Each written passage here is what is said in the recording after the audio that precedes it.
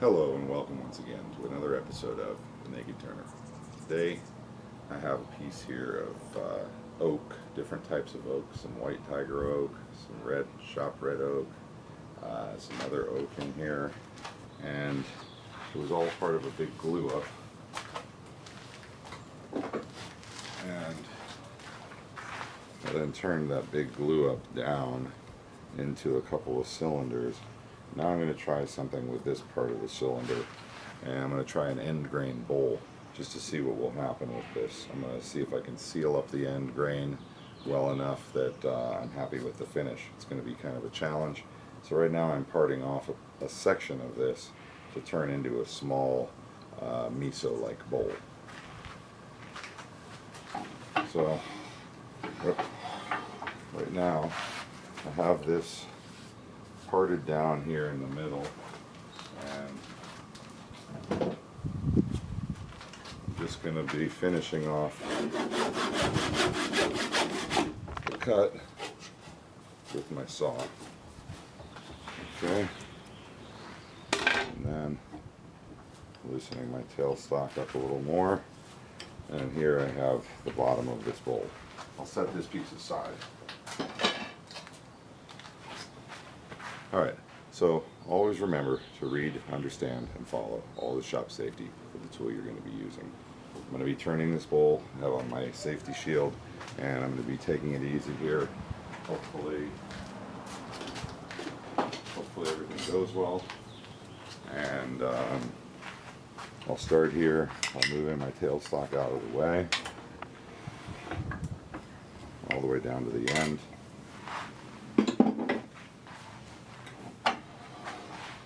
And I'm going to come in here on this end grain, try to nibble some of this away with my bowl gouge. Bringing up my speed.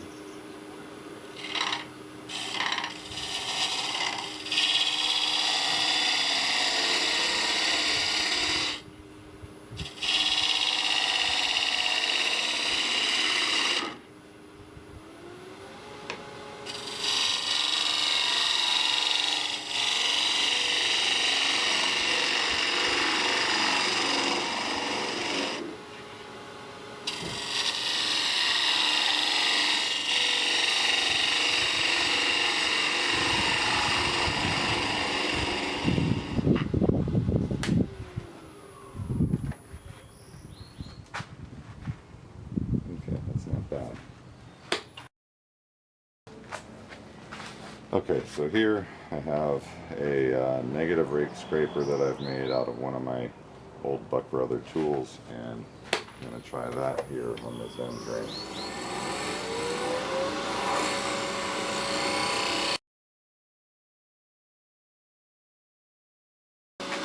Okay, I have this sharpened up a little bit here.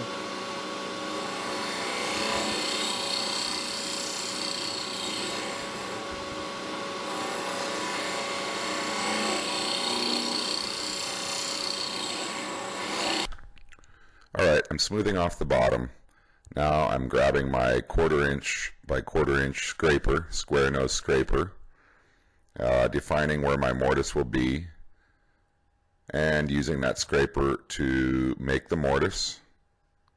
I'm coming in a little deeper with that scraper now, and now I'm getting my skew chisel and putting the dovetail on that mortise. The mortise is now created in the end grain of the bottom of this vessel, and I'll be starting to do some shaping on the outer edge of the bowl.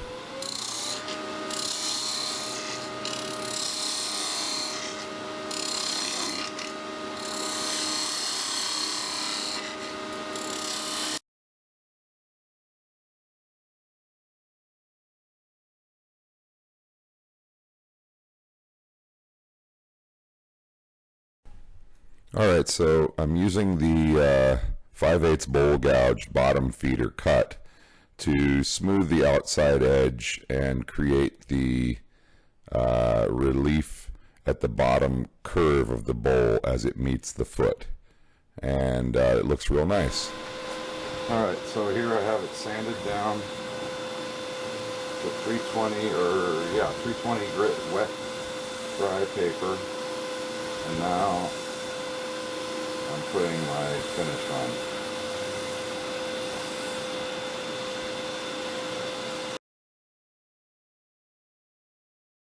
Looks pretty good. I hope it doesn't split apart when I go to expand my jaws. Hopefully this glue joint is fairly good. Like I said before, I did not do this glue joint. This is a glue joint that I got this way. This was a piece of salvage from a project I was working on. At least I think I said that, and if not, now I have.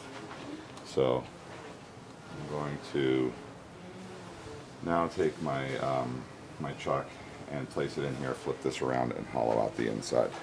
And I'll show you that process. So now I have this flipped around. I'm going to be coming in with my bowl gouge. Forward gear.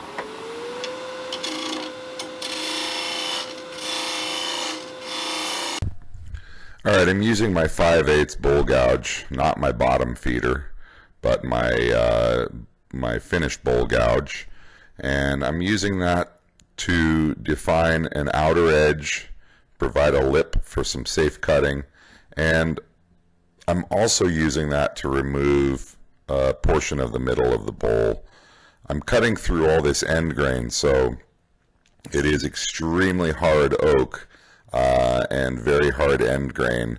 And it was doing a number, dulling my tools, so I was having to go back and forth sharpening and coming back and then whittling away on this until I could hollow the bowl out. But yeah, this end grain on this oak was extremely hard. Alright, so here I'm switching over to my 1/2 inch by 1/2 inch heavy duty scraper and using that to safely remove lots of material fairly quickly from the bottom of this bowl and putting a pretty nice finish on it because this scraper is very sharp. Alright, so here I have changed camera angles so you can see a little better how I'm using the scraper along the outer edge of the bowl to remove some material. Now I've switched back over to my bottom feeder and I'm doing a little shear scraping with the bottom feeder. Okay, you'll notice some darkness in the bottom of the bowl. That was where I had applied some CA to try and stabilize this vessel because some of the glue joints were a little weak and had opened up a hair. Now I'm using my negative rake scraper, which is really good on end grain, especially hard end grain, and I'm refining and defining the bottom of the bowl.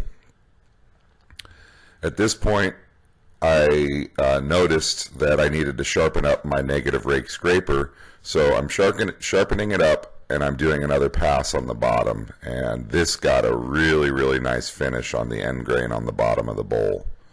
So here I noticed that one of the glue joints had opened up a little bit more, so I'm applying some more CA glue on that glue joint and stretching it open and allowing enough of it to get down in that joint to re-anchor that particular glue joint.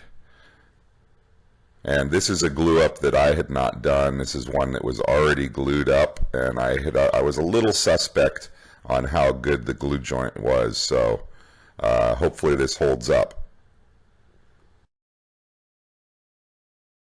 Alright, so now I have it sanding sealed, sanded down to 320. Now I'm going to do a little wet sanding here on the inside.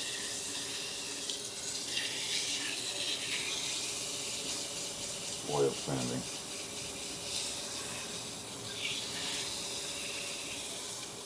I'm continuing to do some 320 oil sanding.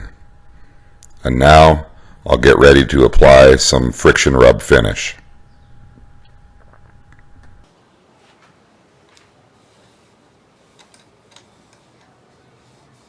That will go right on like that.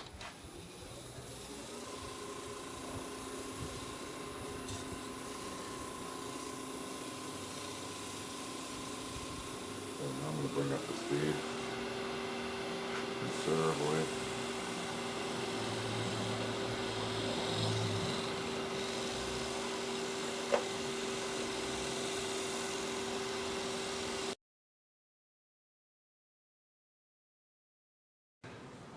there we go. Let's pull this off. And that's a finished end grain, oak end grain bowl. I'll have to clean off the bottom here just a little bit.